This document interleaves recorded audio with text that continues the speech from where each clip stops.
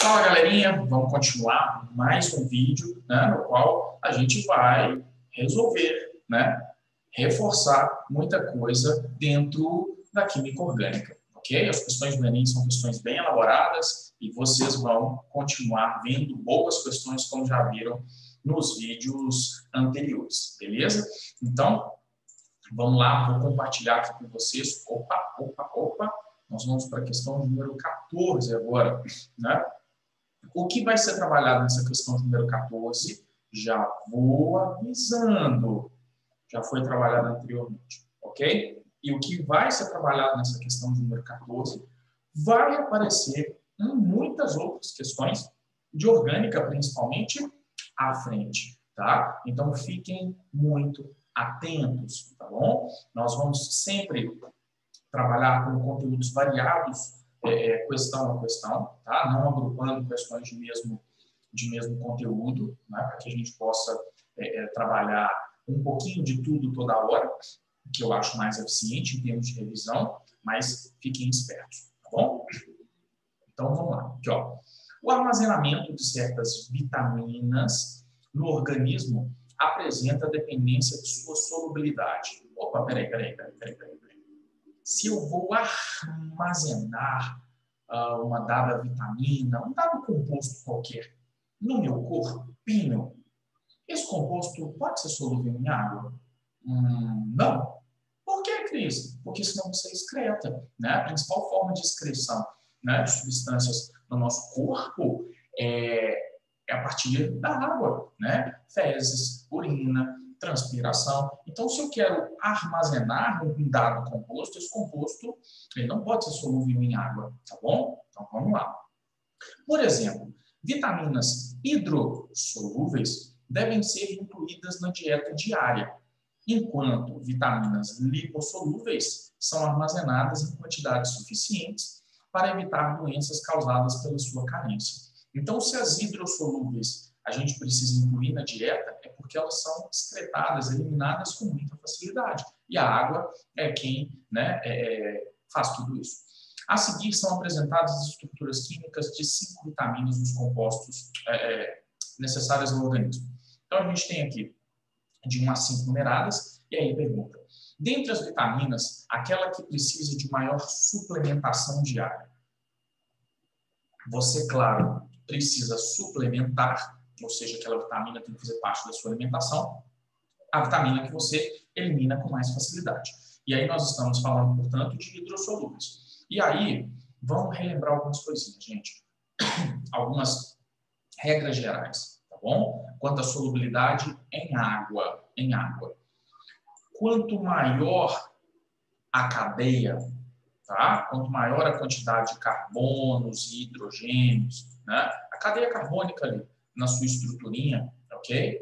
Menos solúvel em água esse composto será, tá bom? Então, aqui não estamos buscando a justificativa, e sim, né, trazendo as regras que resolvem o exercício. Se você aumentar a cadeia, você aumenta, né, o caráter lipofílico, porque aumentando a quantidade de carbonos e hidrogênios na estrutura, você cada vez mais se assemelha a um hidrocarboneto, que é um composto apolar, né? E, portanto, à medida que você aumenta a cadeia, a sua polaridade diminui, ou a sua apolaridade aumenta, né? Então, a solubilidade em água vai cair.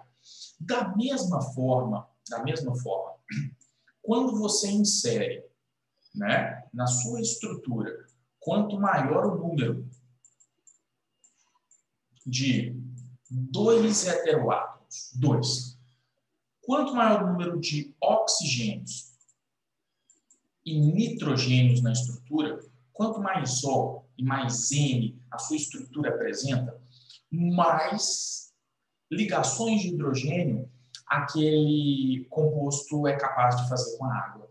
E o fato de eu interagir com a água por uma interação intermolecular energeticamente favorável contribui, não é um fator que necessariamente determina, tá, gente? Porque existem outros. Mas contribui para que a minha solubilidade ali venha a existir ou venha a crescer, tá bom? Claro que existem outros fatores, solvatação e outras coisas, mas não vou entrar nesse mérito. Mas dentro desse exercício, quando você aumenta o número de oxigênios e aumenta o número de nitrogênios dentro da estrutura molecular, o composto vai ficar cada vez mais solúvel em água. Então, quanto à solubilidade, guardem essas duas regras. Aumentou a cadeia, a solubilidade diminui. Encheu a sua estrutura de oxigênio e nitrogênio, ou a solubilidade em água vai aumentar, tá? Esse S aqui é de solubilidade. Então, vamos lá. Vamos ver. A estrutura 1, ela tem uma cadeia grandona e só tem um oxigênio.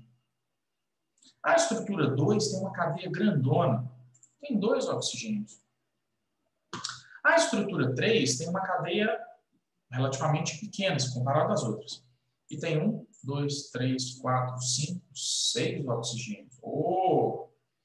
O composto 4 ele tem uma cadeia gigantesca e só tem um oxigênio. O composto 5 tem uma cadeia gigantesca e tem 2 oxigênios. Se eu fosse analisar entre essas 5 vitaminas, qual delas em água é mais solúvel? Com certeza, a que tem mais oxigênios e menor cadeia ao mesmo tempo. Nós estamos falando da vitamina de número 3. Essa vitamina de número 3 é exatamente a vitamina C. Ok? Vitamina C. Então, ela está presente na nossa dieta, né? Muitas frutas, né, apresentam vitamina C, ok? E não adianta, gente. Às vezes a gente está gripado, né? E de repente você vai lá na farmácia e compra aquelas pastilhas, né, de vitamina C e toma uma, toma duas, toma 3 no dia, achando que aquele excesso de vitamina C vai te ajudar em alguma coisa. Não vai. Combinado? Por quê? Porque ela é excretada. Simples assim. Então, o excesso de vitamina C, né, vai ser eliminado, né, via urina, via fezes. Então, não adianta, né, um excesso. Ok? A quantidade de vitamina C, gente, necessária já está presente numa dieta balanceada. Tá bom? Então, se você tem uma alimentação, né, saudável, né, que é muito difícil no dia a dia, mas a gente tem que tentar, essa vitamina C, né? Como muitas outras vitaminas também, a gente não precisa de suplementação, tá bom? A não ser que, claro, você tem uma orientação médica que te direcione para isso, tá bom? Aí é um caso específico.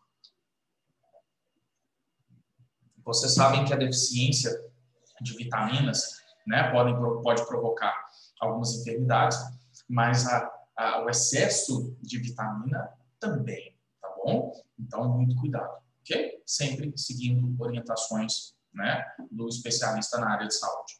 Então, você obrigatoriamente aqui tem a letra C como resposta, beleza? Vamos para a questão número 15. Ah, eu adoro essa questão. É uma questão que favorece muito quem lê embalagem, né? Eu tenho, né, até hoje, uma curiosidade muito grande. Sempre que eu pego um dado produto, eu vou lá na composição e fico lendo, né, o que está presente. Claro que muitas das coisas ali eu não faço a menor ideia do que seja, né? Mas algumas coisas sim, né? Então é interessante. Então vamos lá, aqui, ó. Em uma planície ocorreu um acidente ambiental em decorrência do derramamento de grande quantidade de um hidrocarboneto, que se apresenta na forma pastosa, à temperatura ambiente, né? Essa textura pastosa aqui, gente, podemos pensar numa textura de graxa, uma textura de manteiga, talvez, né? Só para a gente ter algo no nosso dia a dia que remete a isso. À temperatura ambiente. Um químico ambiental utilizou uma quantidade apropriada de uma solução de paradodecilbenzenossulfonato de sódio, um agente tensoativo sintético para diminuir os impactos desse acidente. Ponto. O que é esse paradodecilbenzenossulfonato de sódio? Um agente tensoativo sintético. Gente, esse paradodecilbenzenossulfonato de sódio nada mais é do que um detergente, tá? A fórmula desse trem horroroso é essa aqui, ó. Aqui é o C12H25, ele tem uma cadeia carbônica grandona, ok? E aqui eu tenho o SO3, tá? SO3 menos, Na+. Opa, HSO3 menos, né? E Na+, ok? Então, esse é o paradodecilbenzeno sulfonato de sódio. Ah, não, peraí, esse Hzinho saiu com uma neutralização. Então, essa é a estrutura do meu detergente. Cris, pelo amor de Deus, eu precisaria saber que isso é um detergente? Não, tá bom? Mas eu sei que isso é um sal de cadeia carbônica extensa, não é verdade? Para né, posição no anel de substituído, ortometa e para dodecil benzenosulfonato de sódio. Isso é um sal, não é? Um sal orgânico. E esses sais orgânicos que funcionam com agentes tensoativos, né, sintéticos nesse caso, seriam os sabões, os detergentes, né? E eles são usados como agentes de limpeza, agentes de remoção de compostos que não podem, pela água, serem dissolvidos de forma direta, não é? O hidrocarboneto ele é apolar. Então, se você, né, jogar água, a água não vai solubilizar esse hidrocarboneto, né?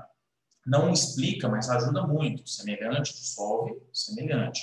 A água é polar e o hidrocarboneto é apolar, não é? E aí entra a funcionalidade do nosso sabão, né, do agente tensoativo, do detergente. Ele tem a seguinte fórmula geral, né? Eu tenho uma cadeia carbônica grande e eu tenho na ponta, né, uma parte iônica, ok? Que a gente chama aqui de cabeça. Então, existe a cabeça, que é onde eu tenho carga, seja ela positiva ou negativa, tá? No caso do paradodecilbenzenosulfonato de sódio, a carga é negativa. Ele é um sabão, né, um detergente aniônico. Mas existem também os catiônicos que têm parte positiva, não interessa, funcionam da mesma forma.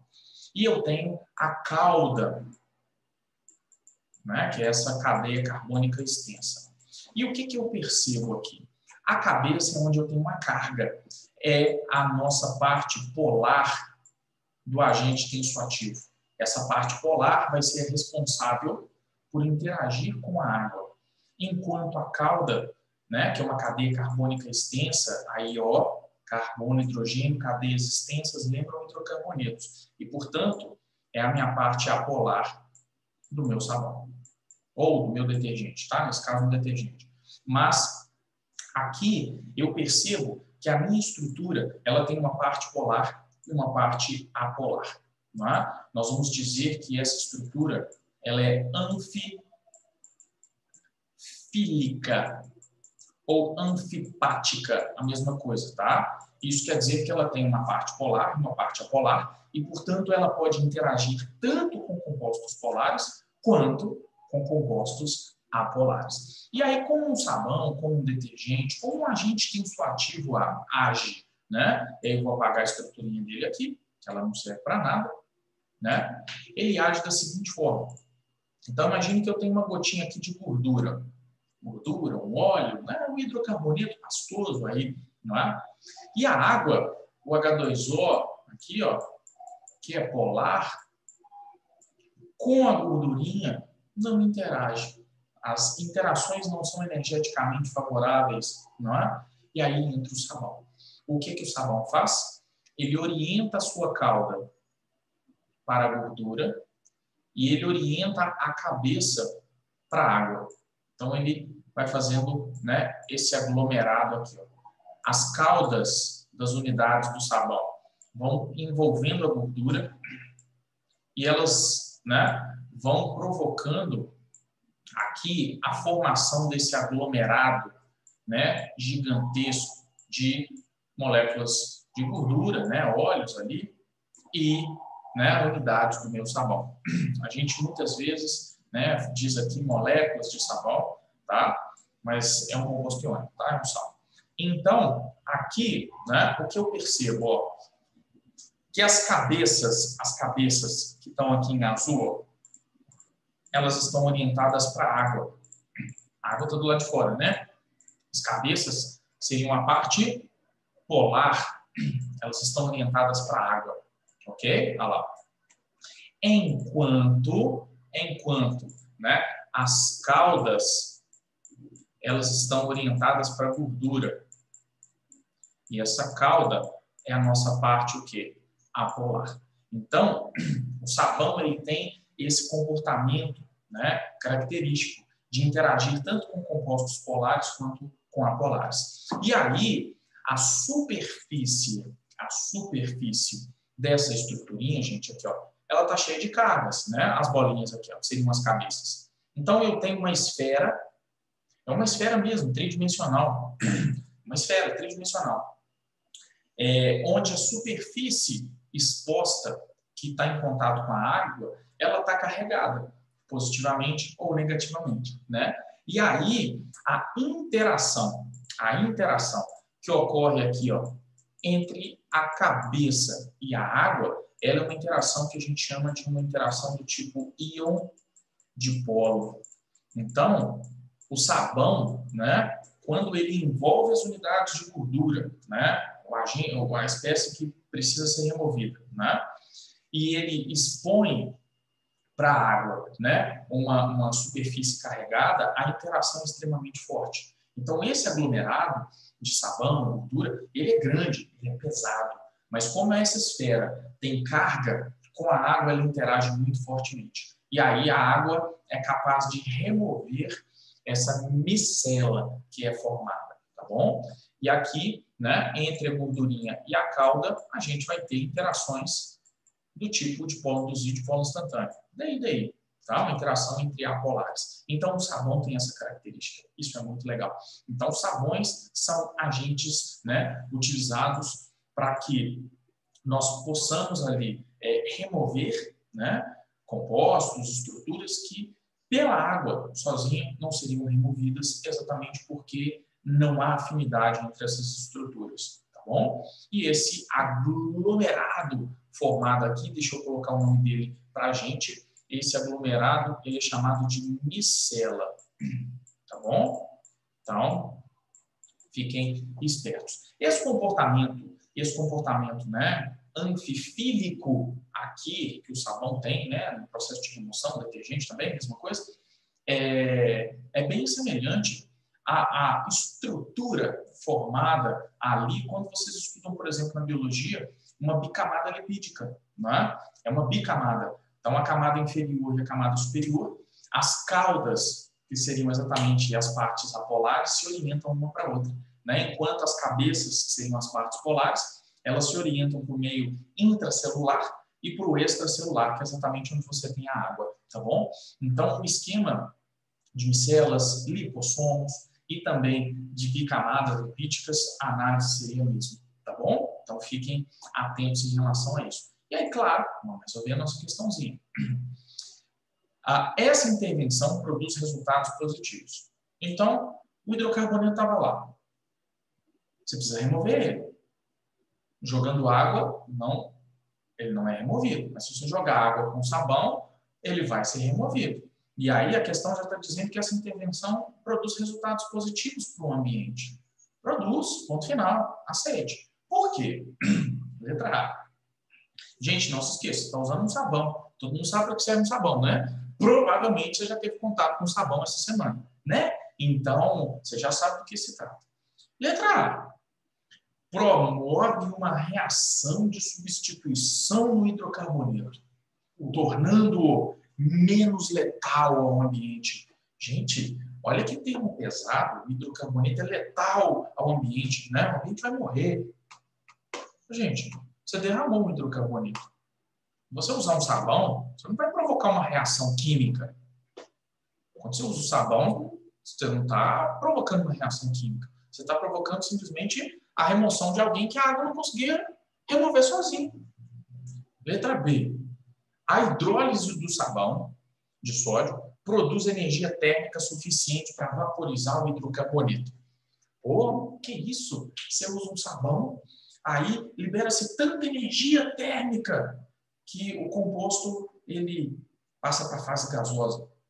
Imagina que delícia, né? Você tomando um banho, passando um sabão no seu corpo e, de repente, a temperatura do seu corpo atingindo, né, valores inimagináveis, 80, 90, 100 graus, 110, porque você está usando sabão, né? Não faz sentido. A gente ia se queimar. Letra C. A mistura desses reagentes provoca a combustão do hidrocarboneto. Nossa, que legal, mas você usa sabão, a coisa pega fogo, né? Não, né? Você não pegou fogo essa semana. Então, não faz muito sentido. Letra D é a resposta. A solução do sabão possibilita a solubilização do hidrocarboneto. Acabou. Resumindo, a questão está te perguntando se você sabe para que serve um sabão. A letra E, o reagente adicionado provoca uma solidificação do hidrocarboneto, o que facilita a sua retirada do ambiente. A gente tem um hidrocarboneto pastoso. Você joga um sabão, ele está falando que ele vai congelar o hidrocarboneto. A troca térmica ali seria muito intensa. E seria fácil você retirar. Derramou um caminhão, aí aquilo virou sólido. Você vai tirar aquilo do meio ambiente como? Você vai catar, né, com uma pinça?